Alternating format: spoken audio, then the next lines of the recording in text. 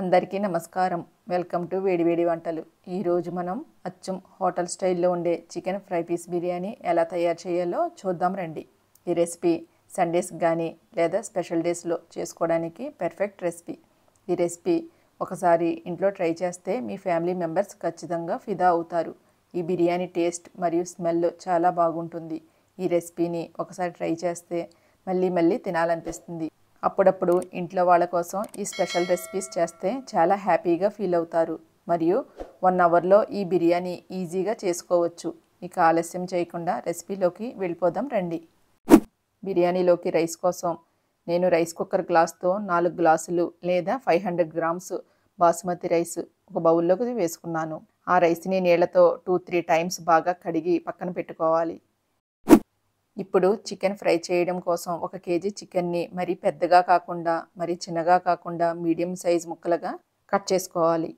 ఈ chicken fry చేయడం కోసం స్టవ్ మీద పాన్ పెట్టుకుని 6 టేబుల్ స్పూన్స్ ఆయిల్ పోసుకొని శుభ్రంగా కడిగి పెట్టుకున్న చికెన్ వేసుకొని 20 నిమిషాలు ఫ్రై చేసుకోవాలి.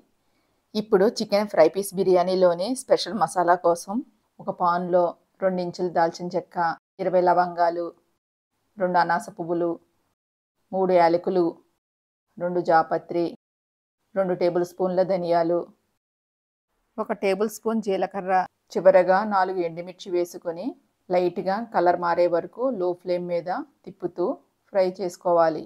దీన్ని పక్కన పెట్టుకుని చల్లార్చుకోవాలి. తర్వాత వాటిని మిక్సీ జార్లో వేసుకుని మసాలా పౌడర్ లాగా గ్రైండ్ చేసుకోవాలి. ఇదే మన చికెన్ ఫ్రై పీస్ బిర్యానీలోకి స్పెషల్ మసాలా.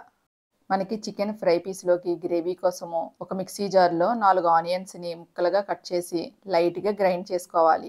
ఒకసారి చికెన్లోంచి నీరు ఊరిన తర్వాత ఆ చికెన్ కలర్ మారి హాఫ్ బాయిల్ అవుతుంది.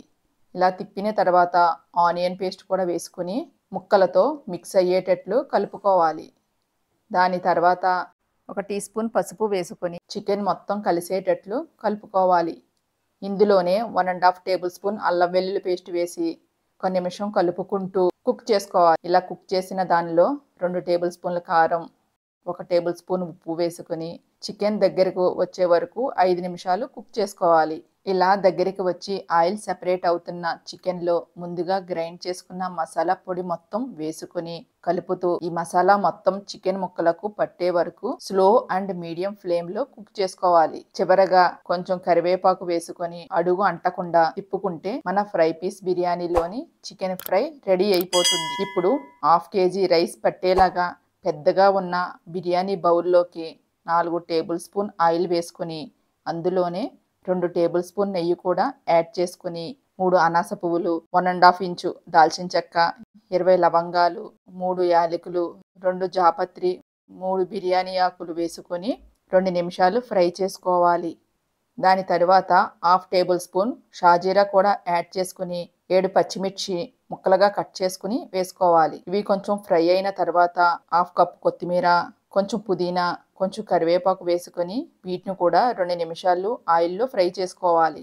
తర్వాత సగం నిమ్మ చెక్క రసం పిండుకోవాలి. ఇలా తిప్పిన తర్వాత 1½ టేబుల్ స్పూన్ అల్లం వెల్లుల్లి పేస్ట్ మరియు 1 టేబుల్ స్పూన్ సాల్ట్ కూడా వేసుకొని కలుపుకోవాలి.